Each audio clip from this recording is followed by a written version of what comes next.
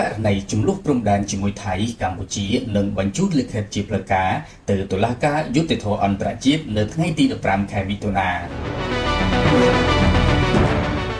សម្ដេចអធិបតីហ៊ុនម៉ាណែតនាយករដ្ឋមន្ត្រីនៃកម្ពុជាបានបញ្ជាករណីចំនួនព្រំដែនជាមួយថៃកម្ពុជានឹងបញ្ជូនលិខិតជាផ្លូវការទៅតុលាការយុត្តិធម៌អន្តរជាតិនៅថ្ងៃទី15ខែមិថុនា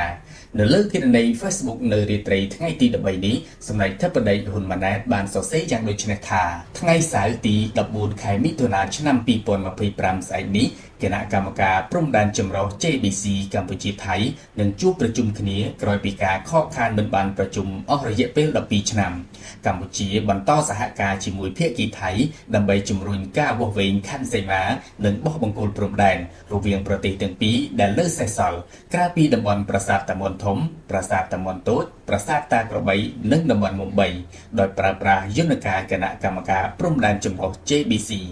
សម្ដេចអធិបតីហ៊ុនម៉ាណែតបញ្ជាក់ថាបញ្ហាពីរដែលនឹងមិនត្រូវលើកមកពិភាក្សានៅក្នុងកិច្ចប្រជុំ JBC ថ្ងៃស្អែកគឺ 1. បញ្ហាព្រំដែនពាក់ព័ន្ធនឹងប្រាសាទតាមុនធំប្រាសាទតាមុនតូចប្រាសាទតាក្របីនិងតំបន់មុំបីនឹងមិនត្រូវលើកយកមកពិភាក្សាក្នុងកិច្ចប្រជុំ JBC ទេព្រោះកម្ពុជាបានសម្រេចយកបញ្ហាព្រំដែននៅតំបន់ទាំង4ទៅដោះស្រាយនៅតុលាការយុត្តិធម៌អន្តរជាតិ ICJ ភាគីកម្ពុជានៅរងចាំការបញ្ជាជំហររបស់ភាគីថៃក្នុងកិច្ចប្រជុំ JBC ស្អែកនេះថាតើថៃនឹងចូលរួមជាមួយកម្ពុជាក្នុងការយកបញ្ហានៅតំបន់ទាំង4នេះទៅតុលាការយុត្តិធម៌អន្តរជាតិដែរទេខ្ញុំសូមបញ្ជាក់ជូនបងប្អូនជនរួមជាតិសារជាថ្មីថាបើទោះជាភាគីថៃមិនព្រមឬមិនផ្ដល់ចម្លើយកម្ពុជានឹងប្តឹងឯកតោភាគីទៅ ICJ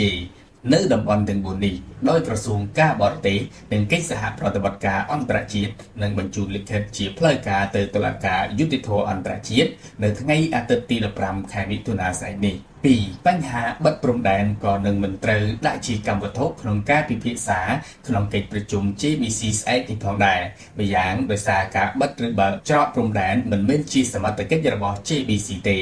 ម្យ៉ាងទៀតគឺដំណោះស្រាយពាក់ព័ន្ធជាមួយនឹងការបិទច្រកព្រំដែននេះគឺងាយស្រួលដោះស្រាយទេបើសិនជាកងទ័ពថៃដែលបានចាប់ផ្ដើមដាក់វិធានការបិទច្រកព្រំដែនជាឯកតោភាគីកាលពីថ្ងៃទី7ខែមិថុនាកន្លងទៅនេះធ្វើការបើកព្រំដែនដោយស្ថានភាពដើមជាឯកតោភាគីវិញនោះ